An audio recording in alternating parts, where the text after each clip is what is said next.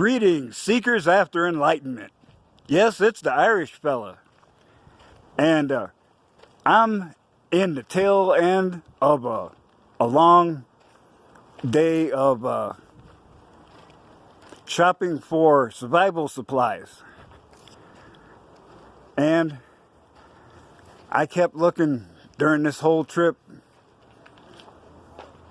with mileage in the 3 figures. I kept looking for a good spot to stop and do this video, and I just could not find one. Parks are closed. Rest areas closed. Fortunately, the police presence is still minimal. But let us continue to march here.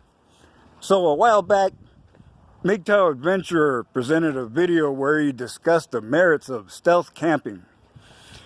And having been homeless on 2 separate occasions, I've done pretty extensive research and some practical applications on this subject. So I'm here to present my observations and results to you.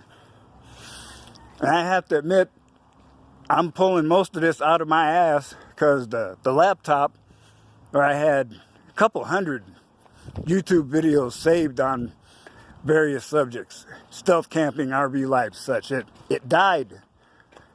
And I also lost all of my stories. But through luck and a little karma, I got the stories back. But I remember enough of it. I believe I can provide you with some quality information. So let us high dive into this timely subject.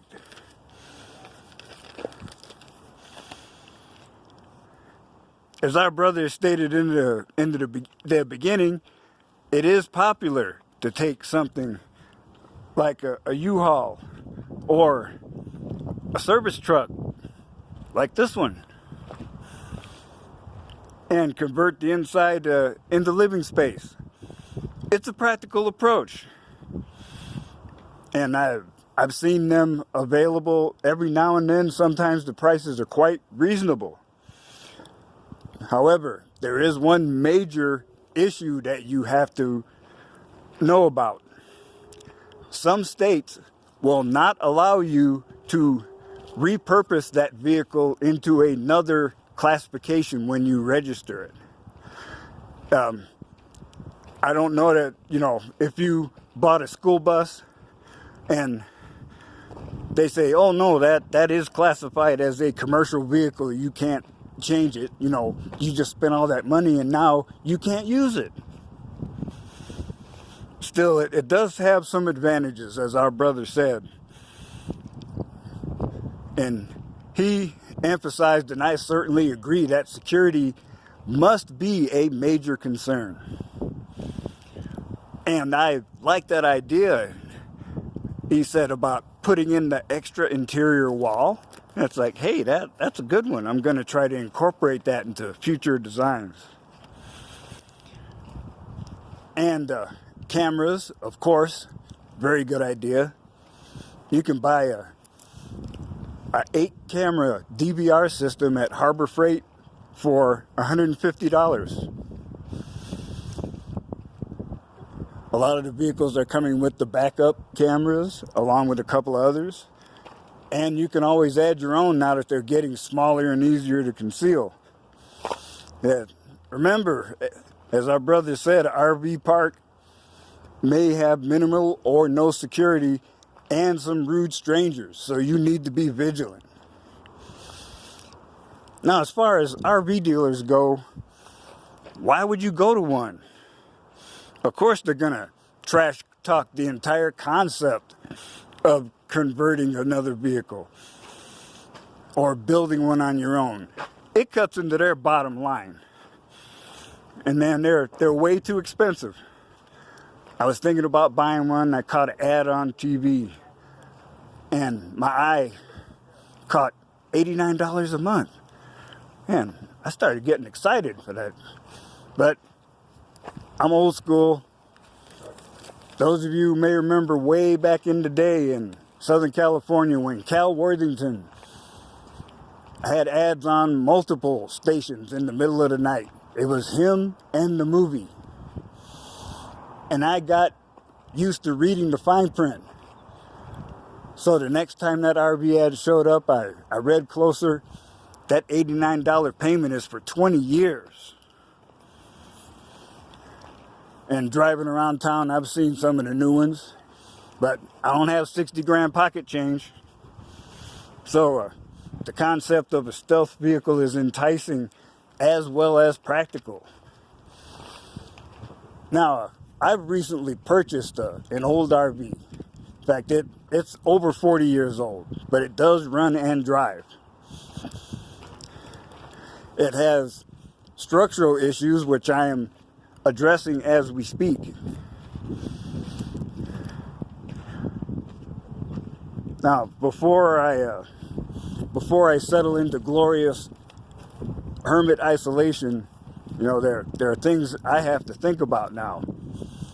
This is definitely not a stealth vehicle. It's recognizable as hell as an RV.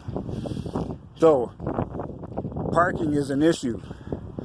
Now, back in the day, you could park way in the back of the Wally World parking lot, and they didn't have a problem. But of course, some people would set up like they were at the campground with, you know, awnings, tables, chairs, and barbecue and such. You know, kind of overdoing it and leaving a mess. And there are time or two you may have to try to wedge into a truck stop. Remember though, those semis have priority, so you may not find a good spot to park there. And since you're an obvious target, you have to think about police harassment. You know, the authority, once they get their little claws on you, they will abuse you. So do not give them any help. Do not talk. They will try to be friendly. It is a lie. Courts have already ruled that them lying to you is a legal action. Do not consent to a search. Why? You're an American citizen, free to exercise your constitutional rights under the Fourth Amendment. The right of the people to be secure in their persons, houses, papers, and effects against unreasonable searches and seizures shall not be violated, and no warrant shall issue but upon probable cause, supported by oath or affirmation, and particularly describing the place to be searched and the persons or things to be seized.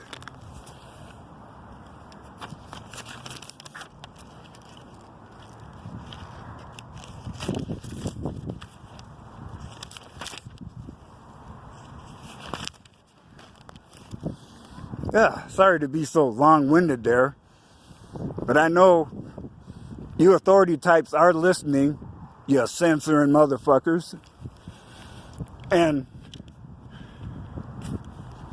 you apparently have zero knowledge of the laws you're supposed to uphold. Actually, I wonder if you got enough comprehension to understand anything you read. I refuse to cooperate in my own demise. That means you need another reminder, petty tyrants. More constitutional wisdom on display from the Second Amendment. A well-regulated militia being necessary to the security of a free state, the right of the people to keep and bear arms shall not be infringed.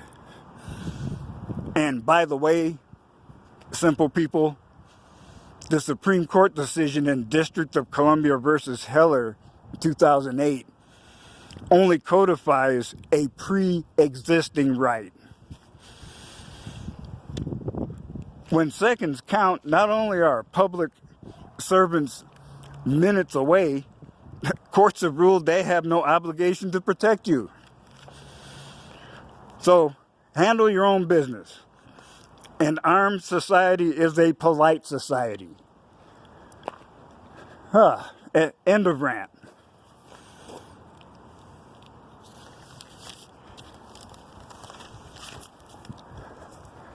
So I'm almost done wasting your time. But now that I've immersed myself in the RV, I am going to fix it up. But now I'm thinking I need to be a little more stealthy.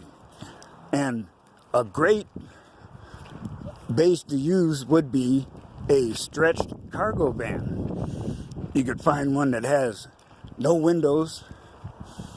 There are the full window types around too, if you have to. You know, you can add a security wall right behind the front seats. Insulated inside, and you would only need to add a vent or two in a stealthy manner. And you can put solar cells on the roof and have a frame around them or something, and who could tell what was there? So no need to idle your engine and advertise your presence. You're just slipping in and out. So I have lots more to say on that and other subjects. So the next video in this series, you will get the nickel tour of the RV, and you will see the repairs and upgrades in process. So until the next time, MGTOW for life, Monk for life.